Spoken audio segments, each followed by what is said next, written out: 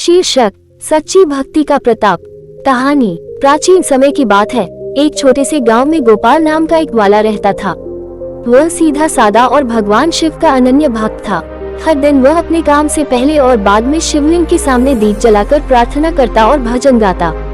उसकी भक्ति सच्ची और निस्वार्थ थी, लेकिन उसका जीवन साधारण और संघर्षों से भरा हुआ था। गांव के कुछ लोग गोपाल का मजाक उड़ाते थे। वे कहते, इतनी पूजा करने के बाद भी तुम्हारी गरीबी दूर नहीं होती, शिव तुम्हारी सुनते ही नहीं। लेकिन गोपाल ने कभी शिकायत नहीं की। वह मुस्कुराते हुए कहता, महादेव जानते हैं कि मेरे लिए क्या अच्छा है। मेरा कर्तव्य है भक्ति करना, बाकी उनका काम है। एक दिन गांव में भीषण सूखा पड़ा, जिससे सभी किसान परेशान हो गए।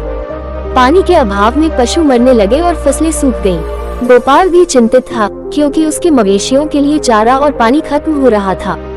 लेकिन उसने शिव की भक्ति नहीं छोड़ी और पूरी श्रद्धा से उनकी आराधना करता रहा। एक रात शिव ने उसके सपने में दर्शन दिए। उन्होंने कहा, कल सूर्योदय से पहले गांव के बाहर पहाड़ी की तलहटी में जाओ। वहां तुम्हें एक कुआं मिलेगा, उसकी मिट्टी हटाओ, तुम्हें पानी मिलेगा।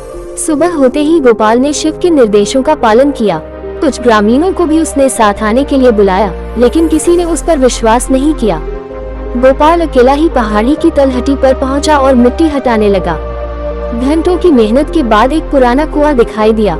जैसे ही उसने गड्ढे को और गहरा किया, उसमें साफ पानी उभरने लगा।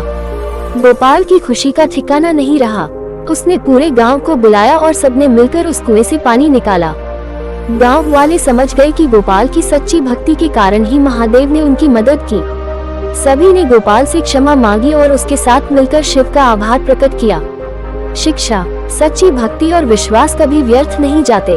भगवान का समय भले देर से आता है, लेकिन उनका मार्गदर्शन हमेशा सही होता है।